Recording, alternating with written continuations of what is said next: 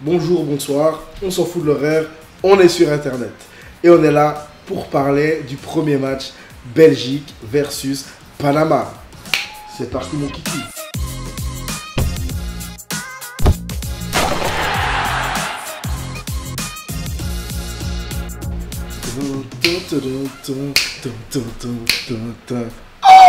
Aujourd'hui on se retrouve pour la review. J'ai rien préparé, donc ça va être vraiment de la totale impro. Je vais un petit peu donner mon ressenti par rapport au match, vous dire ce que j'ai apprécié, ce que j'ai moins apprécié. Déjà la première chose qui m'a vraiment touché, c'est au moment de l'hymne national des Panaméens. C'est l'engouement, la joie, la fierté, l'honneur de représenter son pays.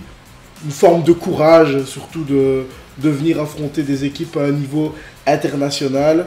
Les larmes du capitaine, vraiment, ça a été vraiment quelque chose de très fort au moment de l'hymne national. Donc déjà, je vais te dire, calme-toi, détends-toi, ne t'emballe pas, ne stresse pas. Les gars, on va jouer le Panama, hein, on va se le dire, on va pas se mentir. C'était une équipe de charcutiers, bouchers, boulangers, enfin tout ce que tu veux. C'était pas une grande nation du football. Faire 3-0, c'était le strict minimum. Et même quand tu regardes l'ensemble du match, on aurait dû faire 5-0. Pour moi, c'était vraiment le score à faire puisque on a affronté la deuxième équipe la plus faible de la Coupe du Monde à mes yeux. Mais, à la différence avec l'Arabie Saoudite, c'est qu'ils ont fait honneur à leur pays et à leur patrie pour leur première participation à une compétition internationale, la Coupe du Monde. Pour cette première mi-temps, c'était compliqué. On va pas se le cacher. Il y avait une équipe qui était très patriote, qui jouait vraiment pour l'honneur du pays et qui ne voulait pas se ridiculiser. Donc du coup, on a eu droit au mur de Berlin. On va pas se le cacher. La Belgique s'est quand même cassé les dents assez souvent de fois. Romelu Lukaku a eu vraiment du mal à trouver la marque. Dries Mertens aussi a vraiment eu beaucoup de mal. Ils n'ont pas fait une très bonne mi-temps. Mais en même temps, c'était normal.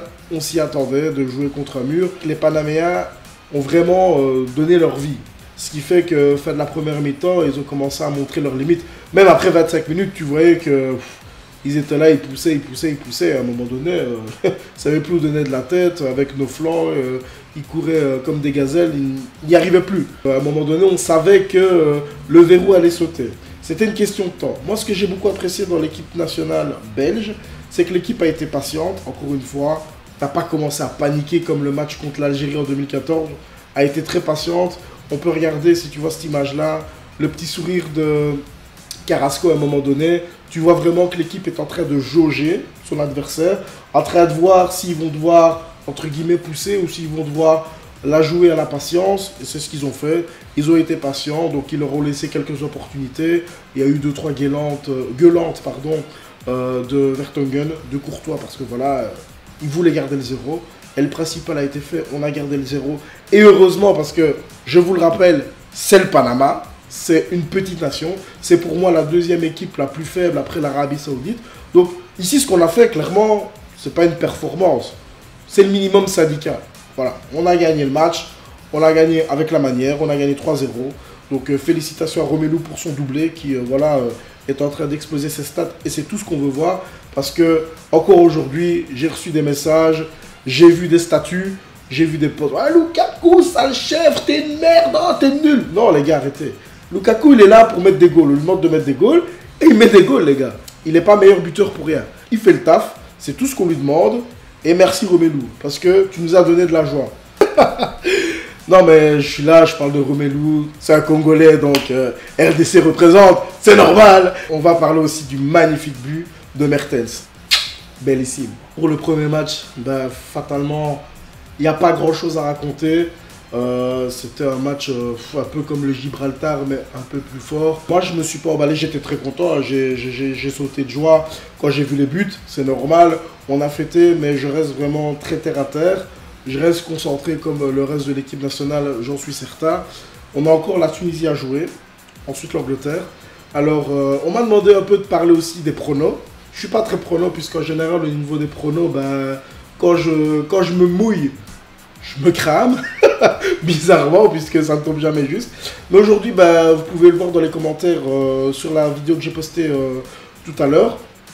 J'avais prédit 3-0, donc c'était 3-0. Pour le match de la Tunisie, pour moi, on ne va pas perdre contre la Tunisie. Si on perd, malheur à moi, j'ai envie de dire. Ici, moi, je vous laisse mettre un petit peu vos pronos. N'hésitez pas à donner votre avis parce que voilà, ma page elle est toute nouvelle, donc il faut la faire vivre.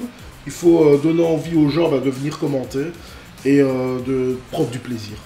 Et toi, quel est ton prono? Tu te rappelles de cette pub-là? Hazard, il avait fait la même chose sur un site de paris sportif. Il a été venu, il avait dit « Et toi, quel est ton prono ?» Je te repose la même question.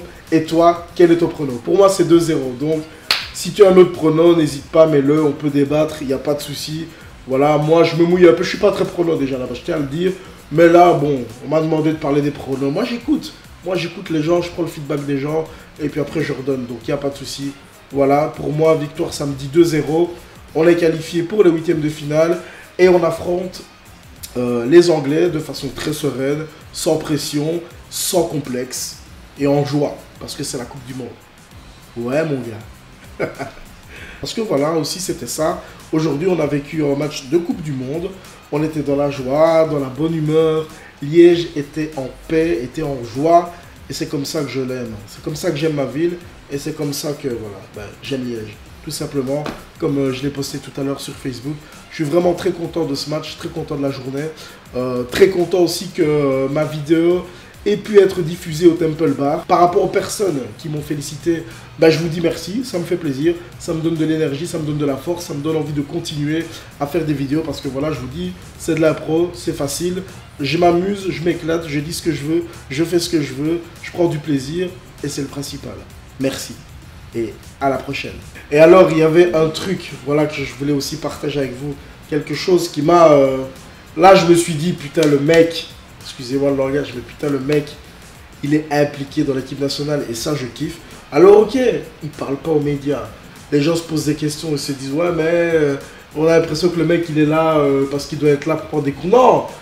Thierry Henry, les gars, numéro 12 de l'équipe de France, numéro 14 d'Arsenal. Le mec, il est impliqué. Regardez la joie qu'il a lors du premier but. Franchement, vous avez vu, le mec, tu vois que il est hyper content que ses conseils, ils ont porté fruit, que le mec, il n'est pas là pour rien, tu vois.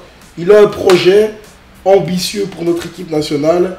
Il ne veut que du bien à notre équipe nationale. Alors arrêtez de lui casser la tête. Enfin, là, je parle surtout pour les médias. S'il y a un média qui m'écoute, on ne sait jamais.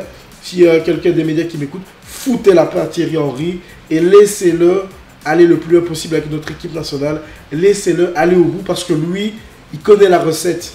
Il sait comment y aller. Il a fait une Coupe du Monde, une finale de Coupe du Monde. Enfin, voilà, 2 fois il a fait des finales. Le mec a gagné 1 euro. Donc, il connaît, il sait de quoi il parle. Il sait de quoi il parle. Donc, franchement, foutez-lui la paix et laissez-nous kiffer.